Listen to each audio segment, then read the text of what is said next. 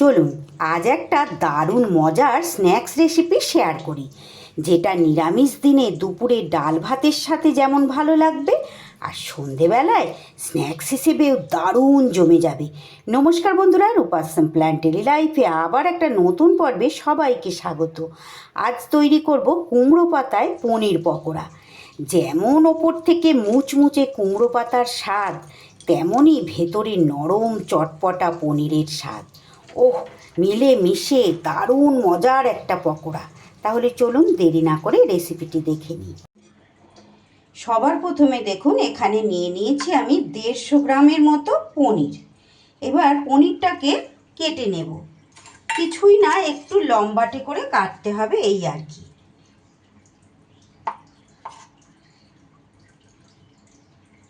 একটু লম্বা লম্বা ভাবে এইরকম একটু বড় বড় পিস করে, দেখুন ঠিক এই রকম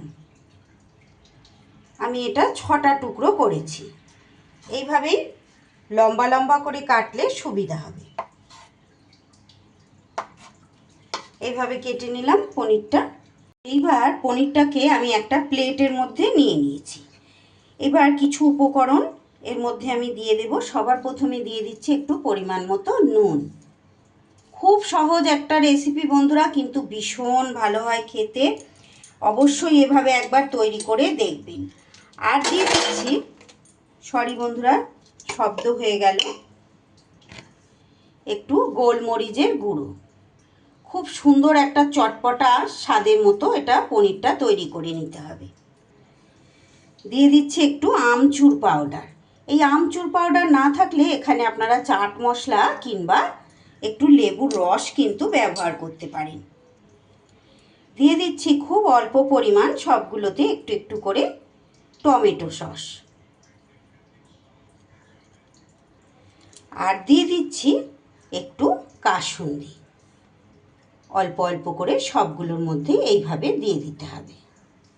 এই কাসুন্দিটা কিন্তু বন্ধুরা আমার বাড়িতে তৈরি, খুব সহজ বাড়িতে তৈরি করে নেওয়া। এর ভিডিও কিন্তু আমার চ্যানেলে দেয়া আছে, যারা দেখেননি অবশ্যই দেখে নিতে পারেন। এইভাবে কাসুন্দি তৈরি করে কিন্তু সারা বছর এইভাবে যে কোনো রেসিপির মধ্যে আপনারা ব্যবহার করতে পারবেন। সব টুকরোগুলোতেই এইবার সুন্দর করে এই সব রকমের মশলাগুলোকে এইভাবে মাখিয়ে নিতে হবে। অত্যন্ত লোভনীয় হবে খেতে বন্ধুরা, অবশ্যই একদিন এইভাবে বাড়িতে ট্রাই করবেন। এটা যেমন ডাল ভাত দিয়ে ভালো লাগবে, তেমনই কিন্তু সন্ধেবেলা পকোড়া হিসেবে যে কি ভালো লাগবে খেতে। এই বৃষ্টির দিনগুলোতে সন্ধেবেলা প্রায় দিনই আমাদের কিছু না কিছু চাই। শুধু বৃষ্টির দিন কেন, যে কোনো দিনই, বিশেষ করে ছুটির দিনগুলো বাড়িতে সবাই থাকে, তখন কিন্তু এইভাবে খুব সহজে তৈরি করে নিতে পারবেন। আমার চ্যানেলে এই ধরনের নিত্য নতুন রেসিপি পেতে যে সকল বন্ধুরা এখনও চ্যানেলটি সাবস্ক্রাইব করেননি, তাদের কাছে অনুরোধ, আমার আজকের রেসিপিটি যদি আপনাদের ভালো লেগে যায়, প্লিজ বন্ধুরা আমার চ্যানেলটা সাবস্ক্রাইব করে আমার পাশে থেকে যান। পাশে থাকা বেল আইকনটা অল করে রাখুন। আমি প্রত্যেক দিন কিন্তু এই রকম নিত্য নতুন ভিডিও আপলোড করে থাকি, সবার আগে আপনাদের কাছে তাহলে নোটিফিকেশান পৌঁছে যাবে। সুন্দর করে মাখানো আমার হয়ে গেল। এইবার এইদিকে আমি গ্যাসের মধ্যে একটা প্যানে দিয়ে দিয়েছি কিছুটা জল। জলের মধ্যে একটু নুন দিয়ে দিলাম। আর তারই সাথে দেখুন এখানে আমি বেশ কয়েকটা কুমড়ো পাতা কিন্তু নিয়ে নিয়েছি। এগুলো আমার গাছের কুমড়ো পাতা বন্ধুরা। কুমড়ো পাতা দিয়ে অনেক রকমের রেসিপি আপনারা দেখছেন, যারা প্রত্যেক দিন দেখেন তারা জানেন। গাছের বলে আমি কুমড়ো পাতা দিয়ে এটা তৈরি করতে পারি। এটা চাইলে কিন্তু আপনারা লাউ পাতা দিয়েও করতে পারেন। এইভাবে কুমড়ো পাতাগুলোকে এই গরম জলের মধ্যে একটু বেশ নুনও ঢুকে যাবে, পোকামাকড় থাকলে বেরিয়ে যাবে, তারই সাথে পাতাগুলো বেশ একটু নরম নরমও হয়ে যাবে। খুব অল্প সময় এরকম জাস্ট গরম জলে একটু ভিজিয়ে পাতাগুলোকে উল্টো পাল্টা করে সেঁকে নিতে হবে। মিনিট দুয়েক পাতাগুলোকে এইভাবে গরম জলে রাখার পর দেখুন এইভাবে হাতে করে চিপে চিপে পাতাগুলোকে আমি কিন্তু তুলে নেব। সব কটা পাতাকে এইরকম একই রকমভাবে জলটা যাতে বেরিয়ে যায় এইভাবে তুলে নিতে হবে। এতে পাতা যদি একটু ফেটে যায় কোনো অসুবিধা নেই বন্ধুরা, তাহলে কি হবে, জলটা খুব ভালোভাবে বেরিয়ে যাবে। এবার একটা একটা পাতা নিয়ে পাতার এইখানের মাঝখানের অংশটা অবশ্যই কেটে ফেলে দিতে হবে। এক টুকরো পনির ঠিক এইভাবে এই জায়গাটায় দিয়ে দিতে হবে। দিয়ে প্রথমে এই দিকটা মুড়তে হবে, তারপরে বাঁ দিকটা মুড়বেন। মুড়ে এইবার ডান দিকটা এইভাবে মুড়ে নিয়ে ঠিক এইভাবে রোলের মতো করে তৈরি করে নিতে হবে। ক্যামেরায় কতটা আপনাদের দেখাতে পারছি আমি জানি না বন্ধুরা, চেষ্টা করছি। এইভাবে মুড়িয়ে নিলেই কিন্তু দেখুন কত সহজে হয়ে গেল। প্রত্যেক কটা একই রকমভাবে দেখুন এইভাবে পাতায় মুড়িয়ে রোলের আকারে দিয়ে নিলাম। এইবার একটা ব্যাটার তৈরি করে নেব। তার জন্য একটা বাটিতে নিয়ে নিচ্ছি কিছুটা ছোট একটা হাতার 1.5 হাতা মতন কর্নফ্লাওয়ার, নিয়ে নিচ্ছি ওই হাতারই হাফ হাতা মতো ময়দা, আর নিয়ে নিচ্ছি হাফ হাতা মতো বেসন, দিয়ে দিচ্ছি পরিমাণ মতো নুন আর অল্প পরিমাণ একটু হলুদের গুঁড়ো। এইবার অল্প জল দিয়ে ব্যাটারটা রেডি করে নিতে হবে। আপনাদের পাতার বন্ধুরা, আপনাদের পকোড়ার পরিমাণ অনুযায়ী কিন্তু এই ব্যাটারটা আপনারা তৈরি করে নেবেন। এটা খুব ঘনও হবে না, পাতলাও হবে না, সেই রকম মতো কিন্তু ব্যাটার একটা তৈরি করতে হবে। হাতা সরিয়ে দিয়ে আমি হাত লাগিয়ে দিয়েছি, দেখুন বন্ধুরা ঠিক এই রকম ঘনত্বটা কিন্তু তৈরি হয়েছে। একটু খুব ভালো করে এইভাবে ফেটিয়ে নিতে হবে হাতের সাহায্যে। আপনারা চাইলে এটা কিন্তু হ্যান্ড উইক্সের সাহায্যেও করতে পারেন। আমার হাত দিয়ে সুবিধা হবে মনে হলো, তাই কিন্তু আমি হাত দিয়ে করে নিচ্ছি। আমার আজকের এই রেসিপিটি যদি আপনাদের ভালো লাগে, ভিডিও শেষে একটা লাইক আর ছোট্ট করে একটা কমেন্ট করে যেতে কিন্তু ভুলবেন না, যেটা দেখে আমি বুঝতে পারি যে সত্যি আপনাদের কতটা ভালো লেগেছে। আমার চ্যানেলে নতুন বন্ধু পুরনো বন্ধু সব বন্ধুদের জন্য অনেক অনেক ভালোবাসা, অসংখ্য ধন্যবাদ। যে সকল বন্ধুরা প্রত্যেক দিন আমার সঙ্গে জুড়ে থেকে আমার রেসিপিগুলো দেখেন, আমাকে এতটা ভালোবাসা দেন, আপনাদের জন্যও রইল অনেক অনেক মন থেকে ভালোবাসা।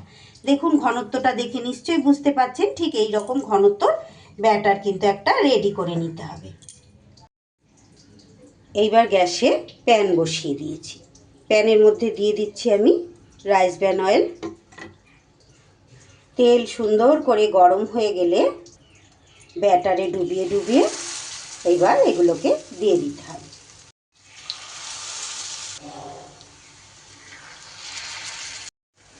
আমি তিনটে তিনটে করে দুটো ব্যাচে কিন্তু ভেজে নেব। একটু মিডিয়াম ফ্লেমে উল্টে পাল্টে ভাজতে হবে, তাহলে কিন্তু ভিতরের পনিরগুলো খুব সুন্দর করে বেশ ভাজা ভাজা হয়ে যাবে। এতক্ষণ পর্যন্ত ধৈর্য ধরে ভালোবেসে যে সকল বন্ধুরা আমার সঙ্গে রয়েছেন তাদেরকে জানাই অসংখ্য ধন্যবাদ এতটা ভালোবাসা দেওয়ার জন্য। আমার আজকের রেসিপিটি ভালো লাগলে প্লিজ বন্ধুরা ভিডিও শেষে একটা লাইক আর একটা কমেন্ট রেখে যেতে কিন্তু ভুলবেন না। আপনাদের একটা লাইক আর একটা কমেন্ট প্রত্যেক দিন নতুন নতুন ভিডিও তৈরি করতে আমাকে অনেক উৎসাহ যোগায়, আর আমার ভিডিওটাকেও কিন্তু অনেক দূর পর্যন্ত এগিয়ে যেতে সাহায্য করে। প্রত্যেক দিন আপনাদের এত সুন্দর সুন্দর কমেন্ট আমি পাই, আপনাদের কমেন্টে আমি সত্যি আপ্লুত বন্ধুরা। অনেক ধন্যবাদ জানাই আপনাদের সকলকে। এইভাবে প্রত্যেক কটা পকোড়াই কিন্তু উল্টে পাল্টে বেশ মিডিয়াম ফ্লেমে মুচমুচে করে ভেজে নিতে হবে। প্রথম ব্যাচেগুলো কিন্তু বেশ সুন্দর করে উল্টিয়ে পাল্টিয়ে ভাজা আমার হয়ে গেছে। কি যে ভালো হয় বন্ধুরা, নিরামিষ দিনে তো পনির আমাদের প্রায়শই সবার ঘরেই থাকে, আর একটু ভাজাভুজিও করতে হয়। নিরামিষ দিনে এইভাবে পনির দিয়ে একবার এই পকোড়াটা তৈরি করে দেখবে। ডালের সাথে যদি এক পিস করে এই পকোড়া থাকে তাহলে আর কিন্তু কিছুই লাগবে না, এটা দিয়েই ভাত খাওয়া হয়ে যাবে। ওপরে কুমড়ো পাতার স্বাদ আর ভেতরে নরম পনির, ওপরে মুচমুচে, কি যে স্বাদ লাগবে। পরের ব্যাচেরগুলোও দেখুন বেশ সুন্দর করে লাল লাল করে ভাজা আমার হয়ে গেছে।